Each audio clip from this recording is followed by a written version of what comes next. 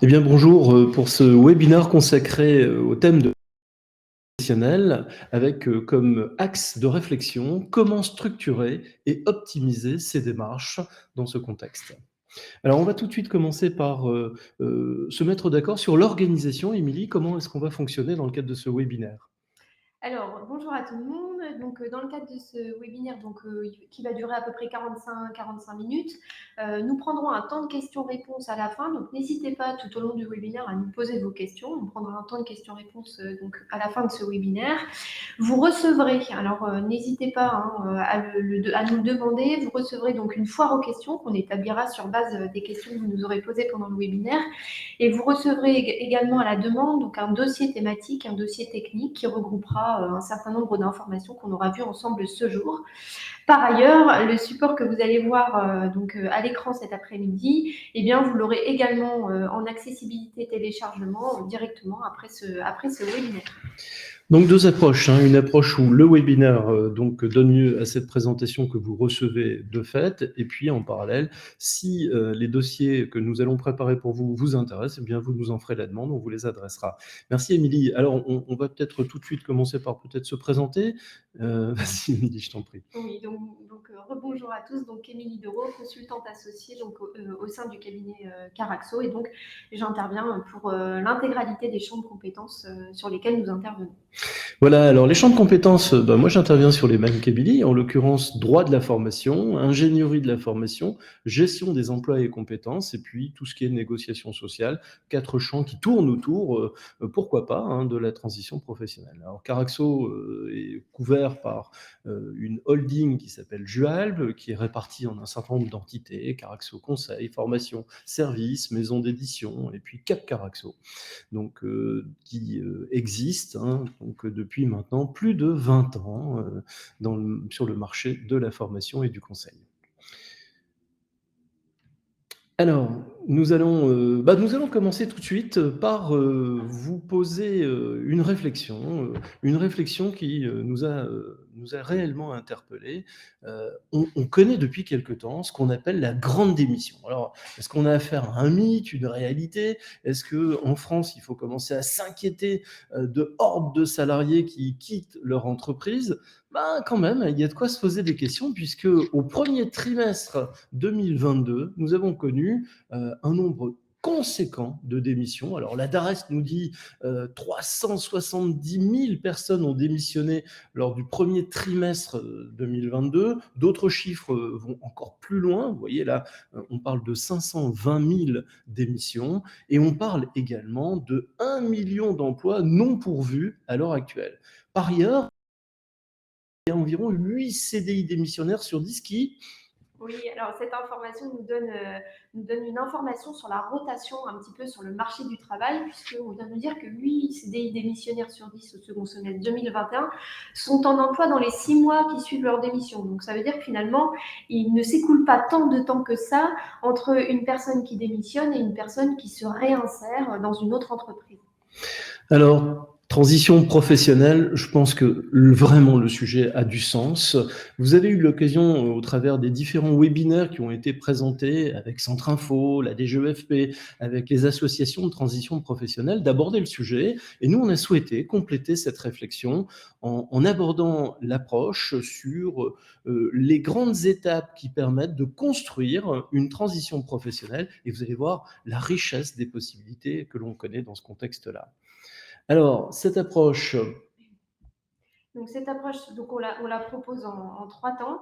Ce sont les différents points que l'on va aborder les uns après les autres cet après-midi avec vous.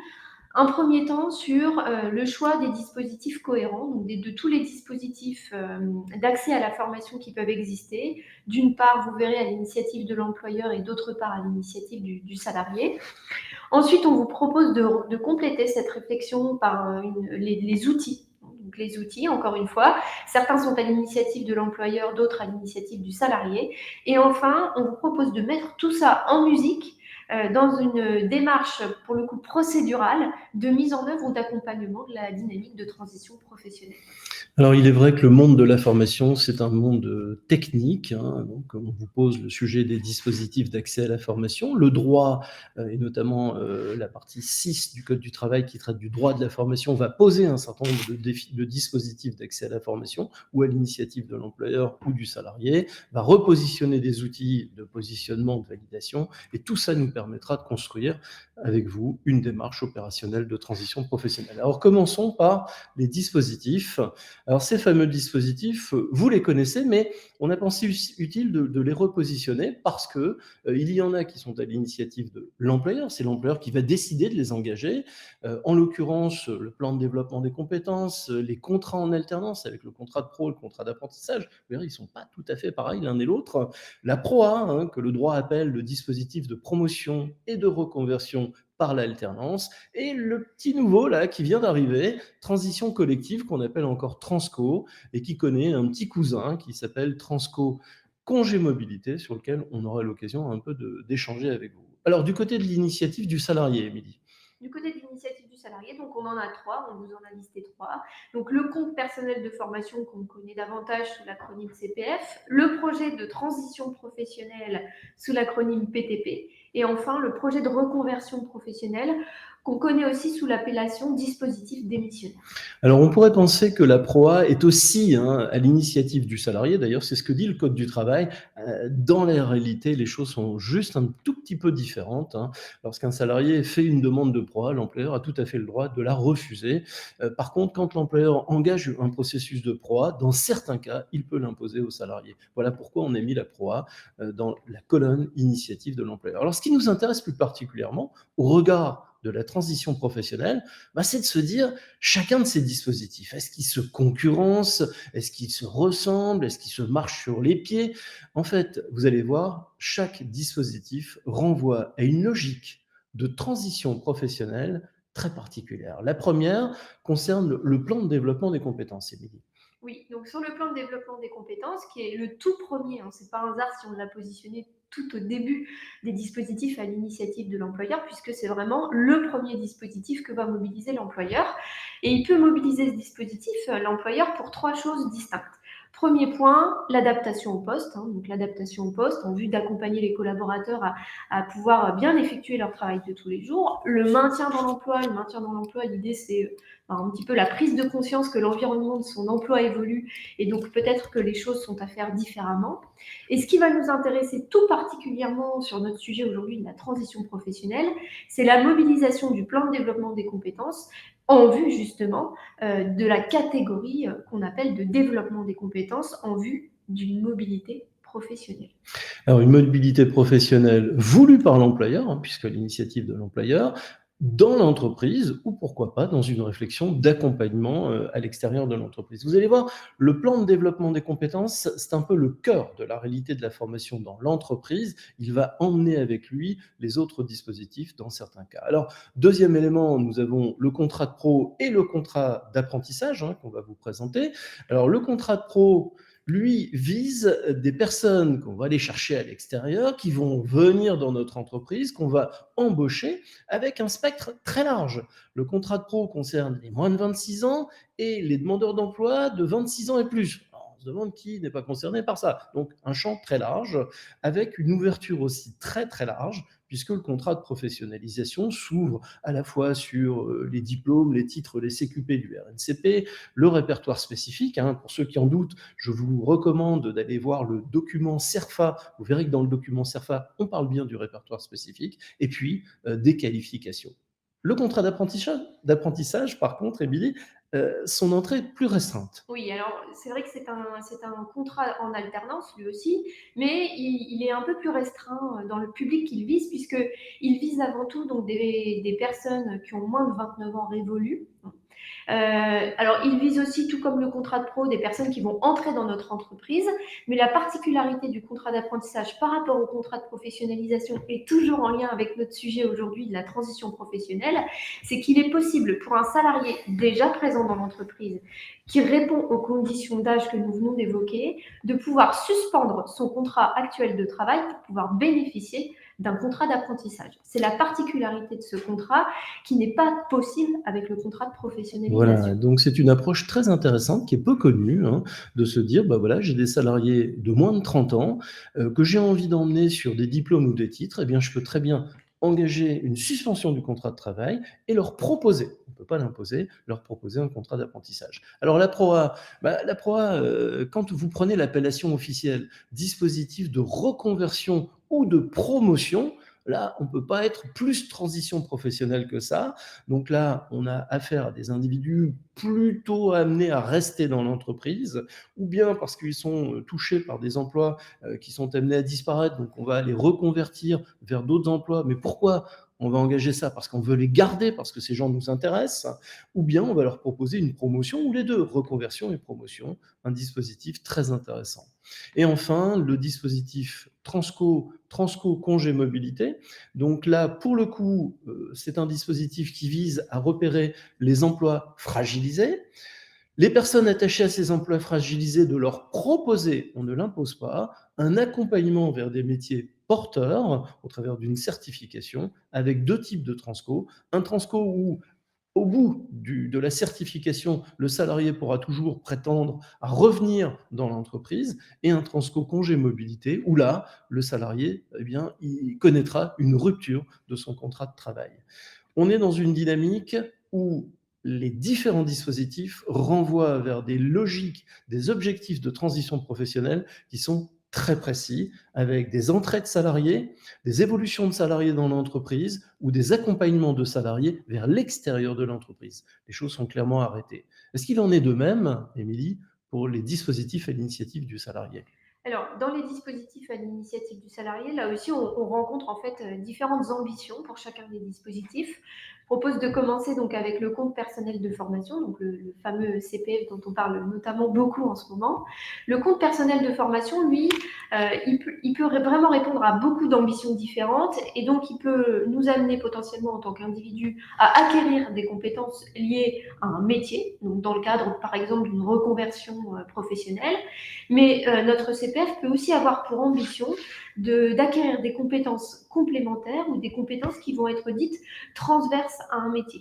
Donc c'est vraiment un outil qui peut, et peut-être qu'on dira quelques mots sur la co-construction avec le plan de développement des compétences, mais c'est vraiment un outil qui justement peut nous amener et peut nous accompagner tout au long de notre vie professionnelle, y compris dans des dynamiques de transition professionnelle. Alors nous, on a des exemples, hein, de co-engagement, de cofinancement, de compte personnel formation avec des plans de développement de compétences. On travaille avec des entreprises avec lesquelles on a construit des actions de formation où le salarié va déposer sur la table, là pour le coup, la moitié de son compteur.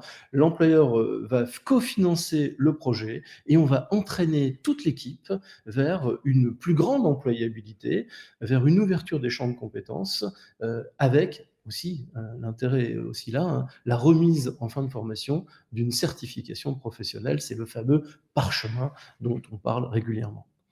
Alors le projet de transition professionnelle, ben voilà, hein, lui, il est différent du compte personnel. Le projet de transition professionnelle, c'est clair, c'est changer de métier ou de profession. Mais attention, changer de métier ou de profession, c'est pas nécessairement quitter son entreprise.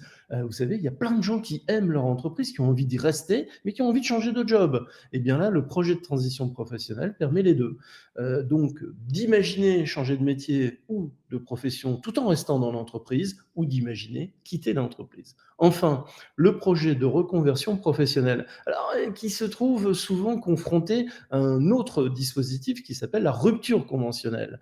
Alors la différence entre la rupture conventionnelle et le projet de reconversion professionnelle, c'est que la rupture conventionnelle, il n'y a pas nécessairement de projet professionnel attaché donc, à ce dispositif, alors que pour le projet de reconversion professionnelle, hein, que les spécialistes appellent le projet démissionnaire, eh bien là, il va être question de déposer un dossier aux associations de transition professionnelle pour obtenir quelque chose de particulier, Émilie. Oui, les associations de transition professionnelle, après avoir analysé donc la demande et le dossier, rendront un avis sur le caractère réel et sérieux du projet de reconversion professionnelle, ce qui a tout son sens puisque l'idée c'est de pouvoir quand même sécuriser un minimum la démission du bénéficiaire par un projet du coup bien construit, bien sérieux, d'où cet avis sur le caractère réel et sérieux sérieux du projet. Ouais, et puis un double projet dans cette logique de transition professionnelle, c'est de changer de métier ou de profession, ou bien de créer son entreprise.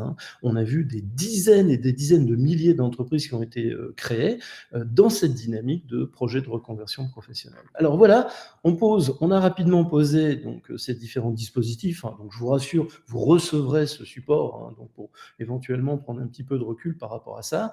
Mais il y a un autre point attaché à ces dispositifs, quelque chose qui est parfois un peu difficile à maîtriser, c'est que chacun de ces dispositifs va mener vers potentiellement 2 chemins. Le chemin de la qualification ou le chemin de la certification. Et là, on s'accroche parce que selon les dispositifs, certains mènent aux 2, certification, qualification, d'autres mènent dans la certification à une forme de certification. Vous allez voir, là, on s'accroche juste un petit peu. Alors, concernant l'initiative de l'employeur, Émilie, ça donne quoi? Alors, au niveau de l'initiative de l'employeur, donc, on le voit, il y a beaucoup de dispositifs qui sont avant tout ouverts aux certifications. Alors, certification RNCP, certification répertoire spécifique, et d'autres dispositifs, mais en nombre moins important, qui sont, eux, ouverts à la qualification. Alors, ces 2 dispositifs qui sont ouverts à la qualification, c'est avant tout le plan de développement des compétences. Alors, on le sait, le plan de développement des compétences, bien sûr, ne nous impose pas de faire de la formation certifiante. D'ailleurs, la grande partie des plans de développement des compétences est constituée de formations qualifiantes. Oui, on peut dire que en moyenne, 80 à 90% des plans de développement des compétences, c'est de la qualification et pas de la certification. Pour des raisons précises. Émilie, la qualification renvoie sur des compétences attendues par l'employeur, dans un champ plutôt fermé, ce qui n'est pas la notion de la certification. Oui, parce qu'en fait, avec la certification, on est quand même sur une dynamique quand même marché du travail, peut-être employabilité un peu plus générale que le simple périmètre de l'entreprise ou de la branche professionnelle. Et donc, quand on est titulaire d'une certification en tant qu'individu, eh bien, évidemment, avec cette certification, on peut envoyer un signal sur le marché du travail et donc, eh bien, développer son employabilité en dehors de l'entreprise dans laquelle on va se trouver. Alors l'alternance que nous on appelle externe avec le contrat de pro et le contrat d'apprentissage, vous le voyez, le contrat de professionnalisation, les portes des validations, c'est-à-dire des possibilités d'accepter un contrat de pro sont très larges, toutes les formes de qualification, toutes les formes de certification, on en avait parlé tout à l'heure. Un peu moins ouverte sur le contrat d'apprentissage, qui est plus dans une logique de formation professionnelle initiale, et qui reste dans une dynamique qui vient permettre de le différencier du contrat de professionnalisation. La PROA, c'est le RNCP. Transco congé mobilité, bien là, on va être dans une dynamique de parcours certifiant de type RNCP, RS. Alors, je vous rappelle rapidement, répertoire national des certifications mène vers les diplômes, les titres, alors les titres professionnels, les titres à finalité professionnelle, et les CQP relevant du RNCP, et puis évidemment les blocs de compétences. Le répertoire spécifique renvoie d'une part vers les habilitations, alors les habilitations électriques, les sauveteurs secouristes du travail, etc., ou bien renvoie vers des certifications de compétences complémentaires à un métier ou des certifications de compétences transverses à un métier. Parfois, on retrouve des CQP qui se sont un peu perdus dans le répertoire spécifique, mais en fait, ce ne sont pas du tout perdus. C'est une stratégie de la branche qui a voulu les rendre certifiantes parce que dans certains cas, il va y avoir un rattachement au financement. Ça, on le verra dans le cadre du prochain webinaire qu'on vous proposera, qui sera exclusivement consacré au financement de la formation professionnelle. Alors, de son côté, les dispositifs, Émilie, à l'initiative du salarié, rapidement, ça donne quoi? Alors, concernant les dispositifs à l'initiative du salarié, finalement, c'est assez homogène, vous le voyez. Le compte personnel de formation, sont éligibles au compte personnel de formation toutes les formations certifiantes, donc dans la double logique RNCP et répertoire spécifique. Mais il y a aussi d'autres choses éligibles au compte personnel de formation, l'accompagnement à la création, à la reprise d'entreprise, le permis. Le bilan de compétences, la BAE. Voilà, donc il y a aussi d'autres choses, et bien évidemment. Alors, c'est logique, l'objectif du compte personnel de formation, c'est justement de pouvoir obtenir des qualifications qui sont reconnues sur le marché du travail. Donc, on est dans cette approche.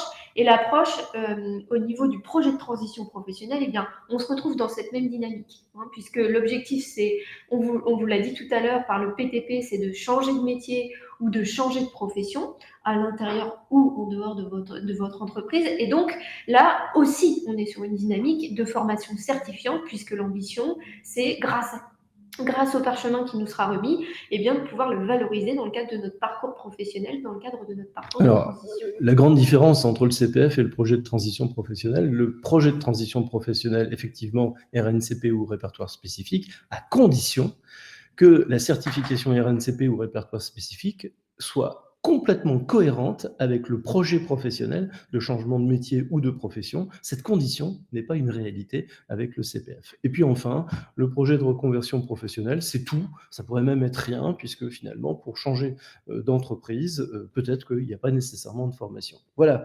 Donc tout ça, on vous le concède, c'est parfois un peu technique, hein, pas compliqué, technique, hein, on le sait, on ne le sait pas, mais c'est une maîtrise qu'il faut véritablement avoir si on veut pouvoir s'engager dans la phase de la transition professionnelle. Avant d'arriver à ces différentes étapes, on va maintenant aborder les outils. Alors ces outils que l'on va mobiliser pour engager le process, eh bien là pareil, vous avez des outils qui sont à l'initiative de l'employeur et des outils qui sont à l'initiative du salarié. Pour le coup, Émilie, les outils d'initiative de l'employeur. Oui. Donc là, on en a trois grands, hein, parce qu'effectivement, potentiellement, il y en a plusieurs dans l'entreprise, mais trois majeurs. Hein. L'entretien d'activité, qui peut aussi s'appeler entretien annuel, entretien d'évaluation, donc porte différentes appellations dans l'entreprise. L'entretien professionnel, qui lui, par contre, est bien déterminé juridiquement. Et enfin, l'entretien état des lieux, bilan à 6 ans pour son autre appellation. Et ce qu'on vous propose, c'est donc de rentrer un petit peu dans le détail de chacun.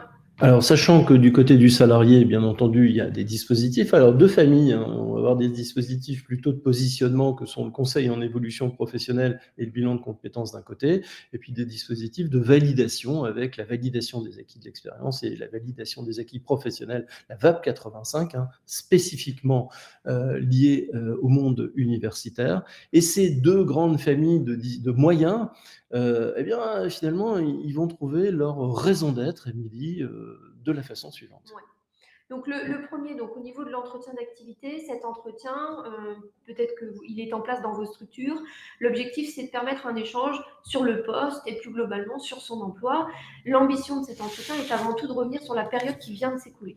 Donc de faire un bilan sur le travail, sur la période qui vient de s'écouler. Alors, ce qui se passe, hein, c'est que durant cet entretien d'activité, on peut juste constater que ça va pas. Voilà, moi je suis plus bien dans mon boulot, les missions qui me sont confiées, voilà, ça va pas, je sais pas les faire, ou bien je suis plus du tout enthousiasmé par ça. Et ça, c'est un élément qui va être potentiellement déclencheur d'une volonté d'engager ce processus de transition professionnelle. Et là, Émilie, c'est là où l'entretien professionnel prend tout son sens. Oui, c'est ça. C'est pour ça que les deux sont complémentaires finalement, puisque dans l'entretien professionnel, l'objectif, c'est de se projeter. Hein, de se projeter à court, moyen, long terme, mais en tout cas d'évoquer entre l'employeur et le salarié des perspectives d'évolution, que ce soit l'entreprise qui ait des perspectives à proposer aux salariés, ou alors le salarié qui souhaite mettre en place certaines choses au sein de son entreprise, ou pourquoi pas, hein, c'est peut-être l'occasion aussi pour le salarié de mentionner auprès de son employeur des projets qui lui seraient plus personnels. Hein, c'est peut-être aussi le moment de les aborder. Alors, c'est important de rappeler que l'entretien professionnel n'est pas dans la seule attente de la demande du salarié. Le manager, l'employeur peut très bien profiter de cet entretien professionnel, comme disait Émilie, pour se projeter avec le salarié en lui disant profitons de cet entretien pro pour imaginer comment faire évoluer tes missions, tes fonctions, ou pourquoi pas, comment te proposer un nouveau job dans l'entreprise. Ça a du sens, Émilie, ça, cette approche. Oui, tout à fait, tout à fait. Et enfin, eh bien dans la dynamique, et c'est en ça que nous, on trouve que finalement, c'est pas mal fait, hein, tout ça. On vient se dire, voilà, on a un salarié, il est là depuis 6 ans dans l'entreprise. À une époque où on vient dire, ah, on passe pas toute sa vie dans l'entreprise. Là, on a quelqu'un qui est là depuis 6 ans. Il commence à être un petit peu fidèle, là. Ça a peut-être du sens de mener ce fameux entretien état des lieux. Alors, durant cet entretien des lieux, on va pas se projeter dans l'avenir. On va faire un point sur les 6 ans qui se sont écoulés et vous allez voir que c'est fondamental. On va faire un point sur les actions de formation suivies, on va se poser la question, est-ce qu'il y a eu progression salariale ou professionnelle? Est-ce qu'il a bénéficié de certification? On va poser tout ça. Pourquoi on va poser ce qui s'est passé au cours de ces 6 dernières années? Eh bien, tout simplement pour dire aux salariés, voilà, on a eu un cycle ensemble de 6 ans, et si on repartait sur 6 ans, et si on imaginait une dynamique autour de ça, et et c'est à faire ou bien dans une logique administrativo-juridique, parce que si vous ne le faites pas, vous le savez, c'est le paiement d'un abondement correctif de 3 000 €, ou bien vous le faites dans une logique RH. Et là, ça a quand même du sens de se dire, bah voilà, je suis salarié, on fait un point avec moi sur les 6 dernières années. Durant ces 6 dernières années, il y a eu une ponctuation de rendez-vous qu'on appelle les entretiens professionnels qui, eux, sont obligatoires, avec des entretiens d'activité. On a accompagné le collaborateur dans sa garantie d'accès à la qualification. Tout ça a du sens. À l'initiative du salarié, Émilie. Oui, donc à l'initiative du salarié, donc d'abord le CEP, donc le conseil en évolution professionnelle, qui est une prestation qui est complètement gratuite. Et là, donc, qui permet ce conseil en évolution professionnelle d'avoir un accompagnement sur 2 niveaux. Un premier niveau qui va être un niveau d'accueil individualisé en fonction, et permettre en fait de reposer quelle est l'ambition de cet accompagnement en fonction de l'individu qu'on a en face de soi. Et enfin, un deuxième niveau qui est un accompagnement personnalisé, là pour le coup, en fonction du projet qui est porté par l'individu. Voilà, et puis ensuite, on a 3 dispositifs, 3 outils, hein, le bilan de compétences, la validation des acquis de l'expérience, la VAP 85. On ne va pas rentrer dans le détail parce que le temps passe, et je vous propose tout de suite de passer à la 3e partie de cet positionnement. Alors oui, effectivement, rappelons hein, qu'on a les outils de positionnement, mais on l'avait dit tout à l'heure, Émilie, hein, les outils de positionnement qui vont être l'entretien d'activité, l'entretien pro, l'état des lieux, initiative employeur, et le fameux CEP, bilan de compétences, initiative salariée. La validation, VAE et VAP 85, eh bien, va valider une expérience, une aptitude professionnelle. Et ça, ces éléments, on aura l'occasion d'y revenir parce qu'ils sont fondamentaux dans cet accompagnement du collaborateur. Alors passons maintenant à la 3e partie, le temps passe vite. On va se concentrer sur les différentes étapes de la transition professionnelle. Alors vous allez voir, on les a construits en 4 grands moments, et chaque grand moment est composé de 2 moments. Alors ça donne quoi en mode schéma? Eh bien, première approche, élément fondamental. Moi, si je veux engager un projet de transition professionnelle, que je sois employeur ou salarié, il n'y a pas à discuter, il faut que je pose le principe de l'objectif professionnel. On y reviendra et on verra comment aller chercher les outils, les dispositifs pour pouvoir construire concrètement cet objectif professionnel. Quand je suis au clair avec cet objectif professionnel, Émilie, je fais quoi?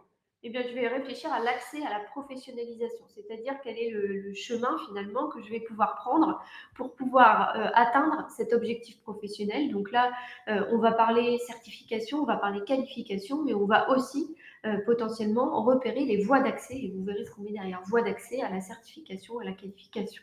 Alors c'est important, hein, si tu me permets de compléter sur l'accès à la professionnalisation, hein, parce que je ne me trompe pas de chemin. Hein.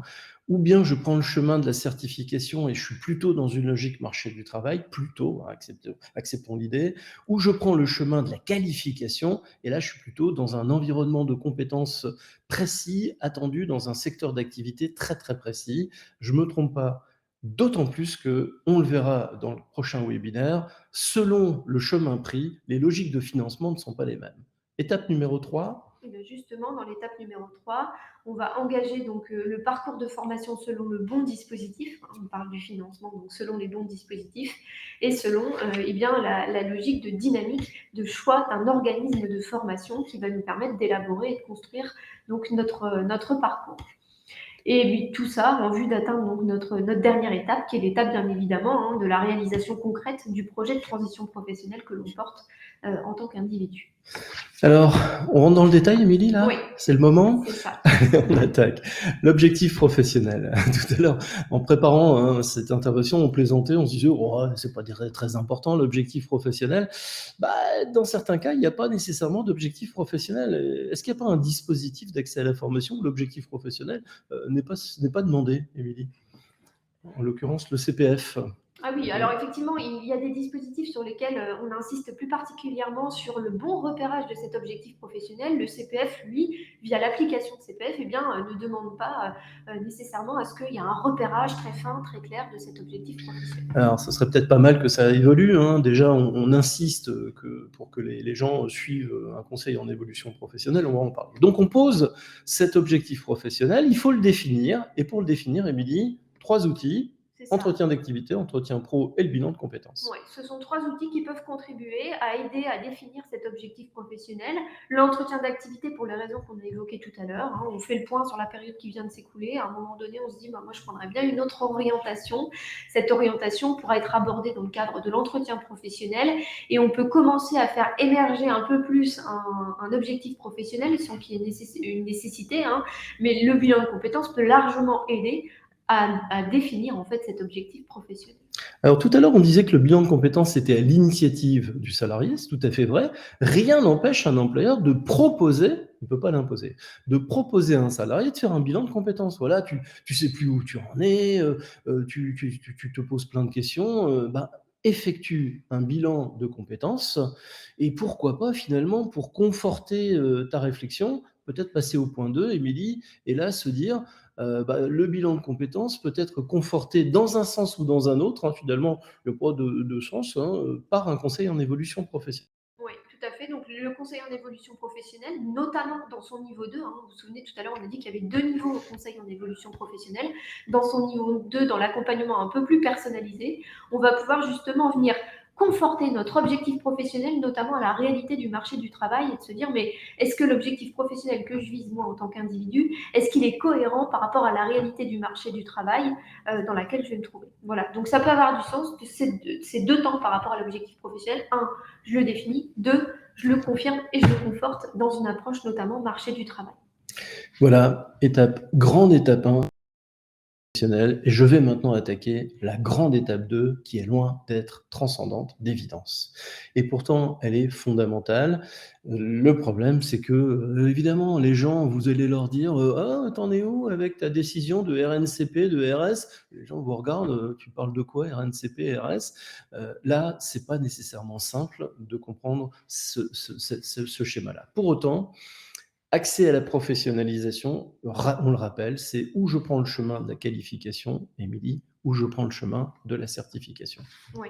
Alors, le chemin de la qualification, c'est quand je vais me retrouver plutôt sur une dynamique d'environnement d'entreprise sur lequel la remise d'un parchemin n'est pas nécessaire pour continuer mon parcours ou pour pouvoir valoriser cette formation dans mon parcours.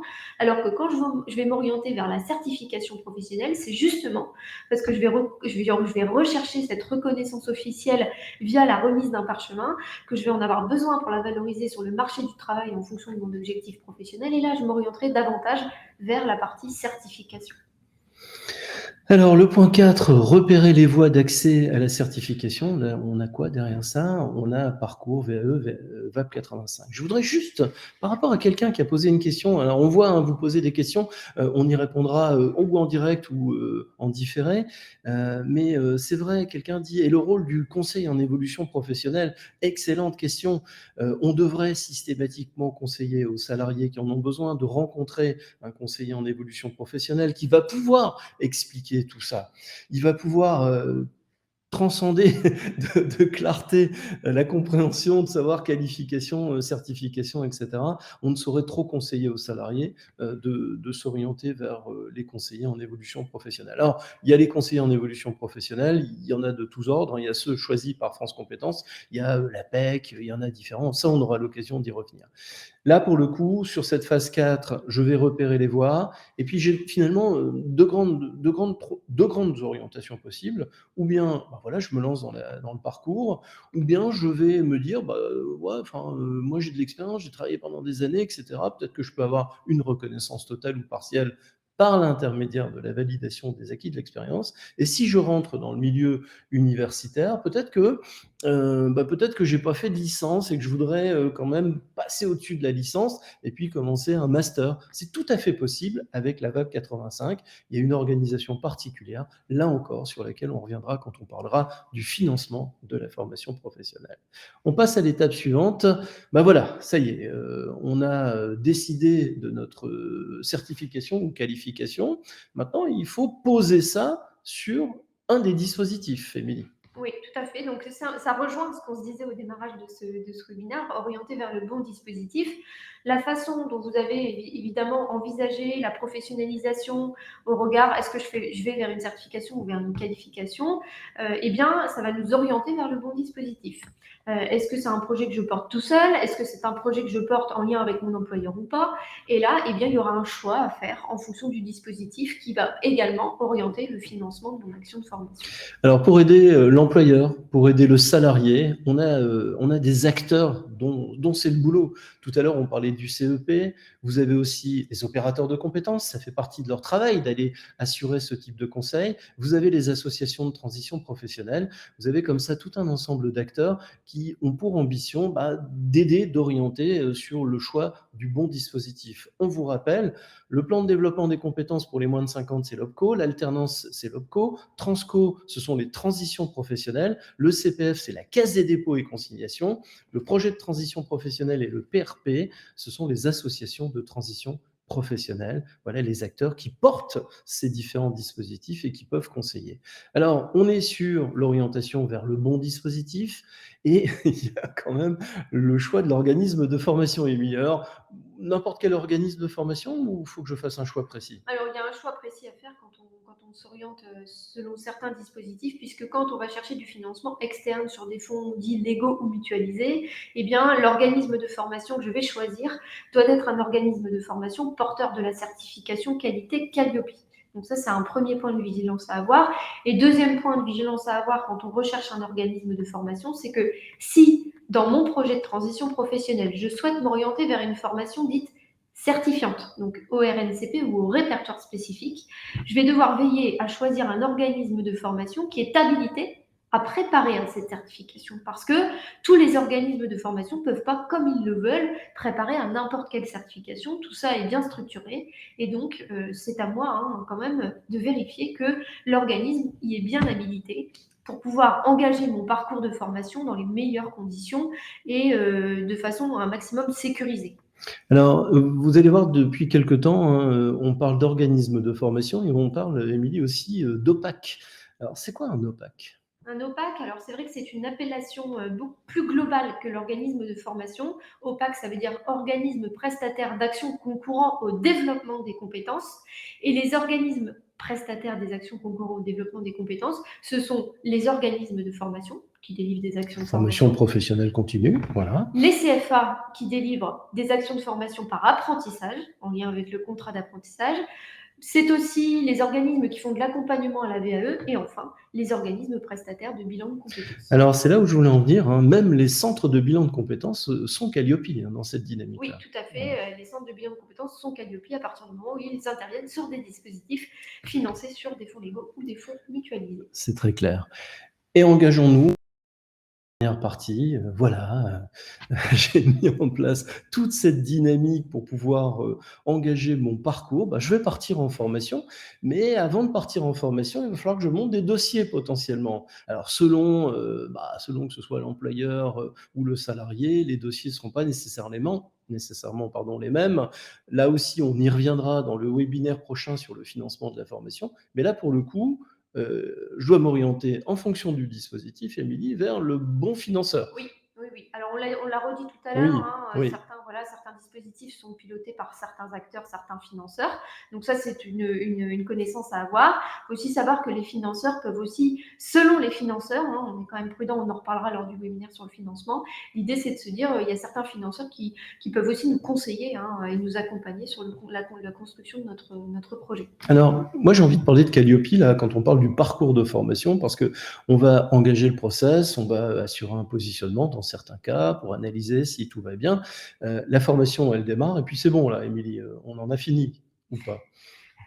Non, en fait, la formation, la formation démarre, et une fois que la formation a démarré, que je réalise mon parcours de formation, et bien après, on est sur la réalisation de la transition professionnelle. Et là, la réalisation de la transition professionnelle, je vais te laisser expliquer, Philippe, mais on va être sur une mobilité soit interne à mon entreprise, soit une mobilité carrément externe à l'entreprise parce que je veux changer d'environnement professionnel. professionnelle. Voilà, je m'engage dans ma transition professionnelle. En l'occurrence, je vais partir en formation, mais partir en formation, c'est pas un but, c'est un moyen, le moyen d'atteindre la réalisation de mon objectif professionnel. Et je reviens au début.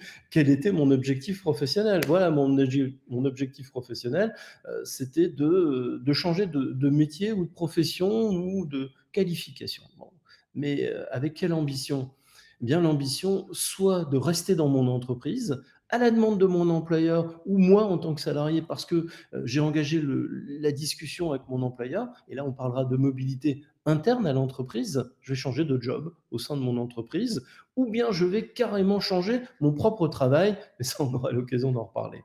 Et deuxième possibilité, et c'est pas gênant, c'est une réalité, hein, regardez, 500 000 personnes ont démissionné, eh bien, une mobilité externe qui va s'exprimer, pourquoi pas, par une discussion entre l'employeur et le salarié, qui donnera lieu à une démission, qui donnera lieu à une rupture autre, hein. Souvenez-vous, on parlait du dispositif de transition, congé mobilité qui met fin à un contrat après avoir formé le collaborateur vers des métiers porteurs.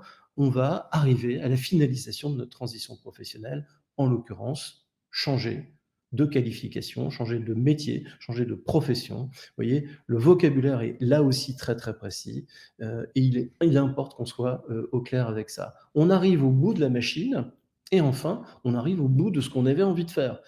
Avec l'employeur, avec le salarié, ça peut être une démarche indépendante, hein, l'employeur va poser les choses et le salarié va s'engager. Le salarié engage les choses et l'employeur va se co-engager, ou bien l'employeur ne sera pas du tout concerné par le sujet. Toutes les possibilités sont envisagées dans le cadre de cette transition professionnelle. Alors, vous voyez, on ne parle pas de reconversion professionnelle, parce que la reconversion professionnelle, pour nous, revêt un champ peut-être plus fermé que la transition professionnelle. Là, on est sur une logique plus large du devenir du salarié dans l'entreprise ou en dehors de l'entreprise. Alors, il est 14h56. Est-ce qu'on prend quelques questions, Émilie Oui, ou... alors on a peut-être trois petites questions auxquelles on peut répondre. Alors la première question, c'est une question de Claire. Quelle différence, s'il vous plaît, entre projet de transition professionnelle et projet de reconversion? Peut-être qu'on peut réexpliquer un Oui, petit peu la tout à différence. fait. Donc, le projet de transition professionnelle a pour ambition de permettre aux salariés de changer de métier ou de profession. Voilà. Mais ça ne veut pas nécessairement dire qu'il quitte l'entreprise, hein. Donc, il va changer de métier ou de profession, et puis après, bah, il voit avec son employeur s'il peut changer au sein de l'entreprise, ou sinon, il décide de quitter l'entreprise, ou même de rester dans son job initial, premièrement. Le projet de reconversion professionnelle, vous avez un salarié qui veut quitter l'entreprise. Alors là, c'est son objectif premier. Il veut quitter son entreprise, soit parce qu'il veut créer sa propre entreprise, ou soit parce qu'il veut exercer une autre profession ou un autre métier, mais en dehors de son entreprise. L'avantage du projet de reconversion professionnelle, c'est qu'une fois qu'il a obtenu, hein, donc la validation par les transitions pro, eh bien à partir de ce moment-là, il va pouvoir toucher le chômage. Ça veut dire qu'il va se sécuriser sur le marché du travail pour pouvoir permettre de manger, hein, parce que c'est le minimum, et puis engager la réussite de son projet de transition. Ensuite, donc apparemment, il y a des petits soucis techniques, mais bon, je vous propose quand même qu'on continue donc dans les questions. C'est une question de Camille. Camille qui nous dit, dans le cadre d'un projet de reconversion professionnelle, qui fait les démarches? Quelles sont les étapes? Alors, qui fait la démarche? Vous l'avez vu, hein, le projet de reconversion professionnelle est à l'initiative du salarié. Donc, c'est le salarié qui va monter un dossier auprès des associations de transition professionnelle pour démontrer aux paritaires de l'association de transition professionnelle la valeur. Alors, comment cadre réel et sérieux de son projet, et la commission paritaire, donc des associations de transition professionnelle, vont venir dire, effectivement, au regard de votre projet, on trouve que c'est sérieux, et de ce fait, on vous autorise à engager ce projet de transition professionnelle. Une fois qu'on a obtenu le fameux cachet des associations de transition professionnelle disant le caractère sérieux du projet, eh bien, à partir de ce moment-là, le salarié démissionne et il a 6 mois pour se rendre chez Pôle emploi et puis pour faire état de ses droits, c'est-à-dire toucher le chômage. Et puis, dernière question, peut-être une question de Lucie. qui, à juste titre, et merci pour cette question, Lucie, parce que c'est pas toujours simple. Quelle est la différence entre la qualification et la certification? Oui, c'est pas une question simple et là, on pourrait intellectualiser sans fin. Alors nous, on va pas le faire. Nous, on va venir dire, la certification, donc mène vers l'obtention de ce fameux parchemin, hein. Donc, quand il y a certification, il y a examen. Ça veut dire qu'il y a une reconnaissance claire des compétences d'un individu au regard de ce qu'il devrait savoir sur un métier, une profession ou un champ de compétences. Ça, c'est la certification qui va s'exprimer par le RNCP, le répertoire national des certifications professionnelles, avec les diplômes, les titres, les CQP, les blocs de compétences, et de l'autre côté, le répertoire spécifique qui renvoie plutôt sur des champs de compétences complémentaires à un métier. Je vous concède, dit comme ça rapidement, c'est pas nécessairement simple. Et donc ça concerne plutôt le marché du travail. Et la qualification va plutôt concerner un champ de l'entreprise ou d'un groupe d'entreprises, et on va plutôt viser des compétences, mais spécifiques à l'entreprise dans laquelle je travaille ou des entreprises d'un secteur d'activité. C'était la dernière question de ce webinaire. On vous remercie hein, tous pour votre participation. Donc vous allez, comme on vous l'avait indiqué, hein, donc pouvoir avoir accès à ce replay, pouvoir télécharger notre support et on vous donnera également donc accès à une foire aux questions qui donc reprendra les questions qui ont été posées pendant le webinaire et elle sera agrémentée peut-être d'autres petites questions de nos abonnés, hein, puisque nous avons des abonnés qui posent des questions à notre hotline sur ces sujets. Et enfin, un petit dossier parce que ce sont quand même des sujets techniques assez complexes. Donc, on vous proposera aussi un petit dossier thématique que vous recevrez. Voilà. Voilà, alors exposer en 3/4 d'heure quelque chose qui demanderait peut-être 3 jours, c'était une belle expérience hein, qu'on a eue avec vous. On est à votre disposition hein, pour revenir sur ces sujets. Vous recevrez donc nos supports et puis si vous le souhaitez, ben, vous revenez vers nous, vous nous posez des questions, on échange. Ça sera avec grand plaisir. Merci Émilie d'avoir participé à ce webinaire. Et on vous retrouve au prochain webinaire qui s'appelle donc optimisation du financement de la formation pour l'employeur, comment financer son budget, pour le salarié, comment financer son parcours. Vous verrez donc là aussi en 3/4 d'heure, on essaiera de vous proposer des solutions. À très bientôt et encore merci d'être là. À très bientôt, au revoir.